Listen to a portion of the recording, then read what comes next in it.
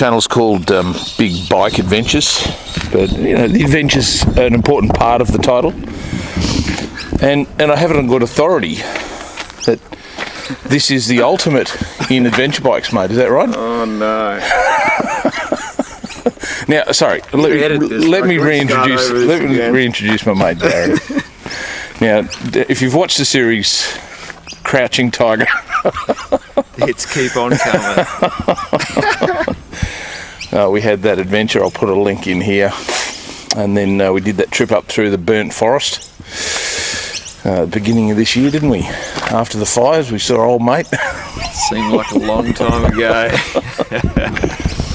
Pre-COVID days. But you've built this CB500X into the ultimate adventure machine. Oh, I don't know about that. But no? It's well, I never got to be tested because this was supposed to be in Russia actually in June. Right. You were doing around the trip. Oh, June, yeah. I had the Kato and 690 and a little bit of grief with that, and I thought it was just my adolescent side took over from the head, and so I think you actually first put me onto these. They're pretty amazing. I think most of your riders will probably know about them, but for their money, I think they're pretty awesome. But they do lack in a couple of areas, and one of them is suspension, and of course they haven't got the steel rims. So this one's been rally rated. It's been a fully rally rated kit. I bought it with a bit of the kit, but only had a level 1, which is the 16-inch, 17-inch front, and that went to Anthony. That went to poor Anth. Yeah.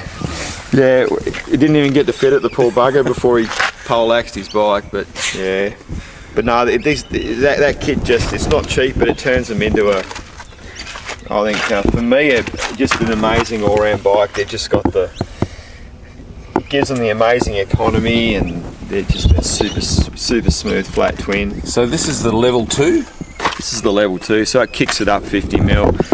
It's got the preload adjuster as preload suspension adjuster, and it's got the high-low speed dampening for great overall control. I haven't tweaked around with it too much, but from what they tell me, it's pretty amazing what this thing can do. But the level 2 is a suspension lift? Yeah. The 19-inch front wheel? Yep. Which the new CBX actually come out with standard now, don't they? They do, but it's alloy. That's the thing. Okay, right. Steel. Right. Yeah, so obviously it would be still a huge lift up for the money. It would still make it a great bike, but if you want to go off road and have that confidence in the rough stuff, you've got to go steel. Yeah. I got tubeless with this, but there's pros and cons against both of those, I think. Yep. Yeah, like I said, it's very expensive to get landed in the country, but once it's fitted, I think.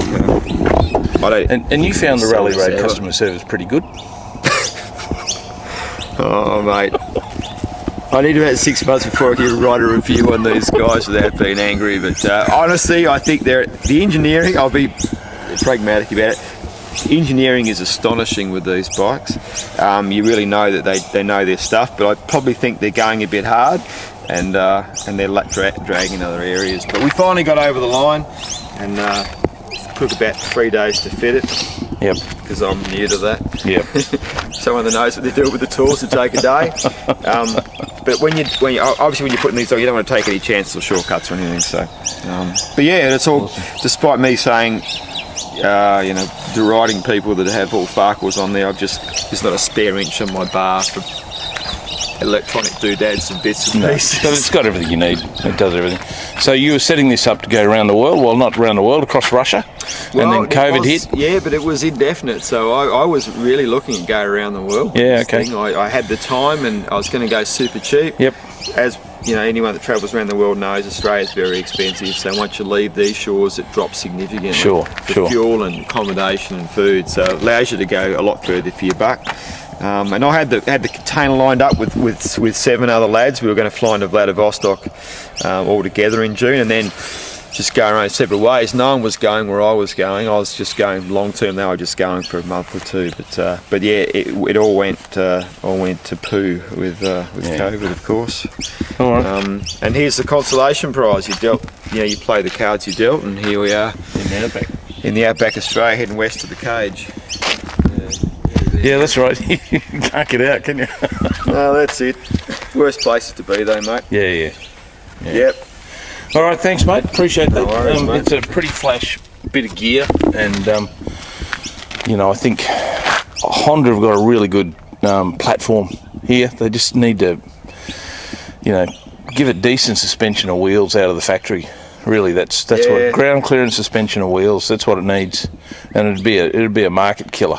I don't think, well, we talked about this before, but I don't think we're biased in just making that suggestion. And obviously Yamaha's just really picked up the ball and run with it with the T7. We were talking about that as well. There seems to be a huge niche for something in the smaller mid-range bike that is smooth, reliable. And the reality is, and that's what I realised with planning this trip, was most of the world is paved or pretty smooth roads now, so the need to have these hardcore bikes is not like it used to be. Diminishing unless you really want to push the boundaries. Totally, and that's there, but I'm over 50 and I just don't, if I'm realistic, I don't want to bust myself up anymore. And I just want to get out there and adventure, and this market, to go a lot further without having to carry extra fuel by having a smaller engine. It's reliable. I did pulling 300,000 Ks off these motors, which is absolutely astonishing. With minimal fuel oil changes. So, but between this and the kit that you can buy now between camping and cooking is just astonishing. Electronics, it's you just can't go anywhere and use it really now. We've just reached peak adventure travel and they just shut the whole show down, and it's terrible. Never mind. All right, mate, safe travels, and thanks, buddy, good catching up with you again. Keep it the rubber side down. That's how they like it best. Well, apparently it's only when they ride with you that's going to get in apparently. All things. I don't want to say it's my fault, but you know, I am being labelled a bit, but anyway. All right, thanks, mate. Cool. Anyway, it's all sign of getting old. Bit of mechanical sympathy here, mate, eh?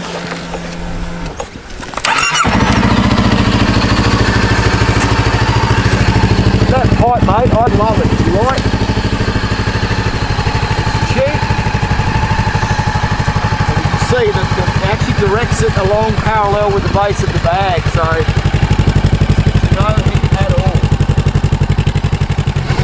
A question was posted on the CB500 site, what pipes have you got you recommend? And some people are saying Acura, and I said Chinese Acura, couldn't be happier, and I wrote A instead of ER for the happier.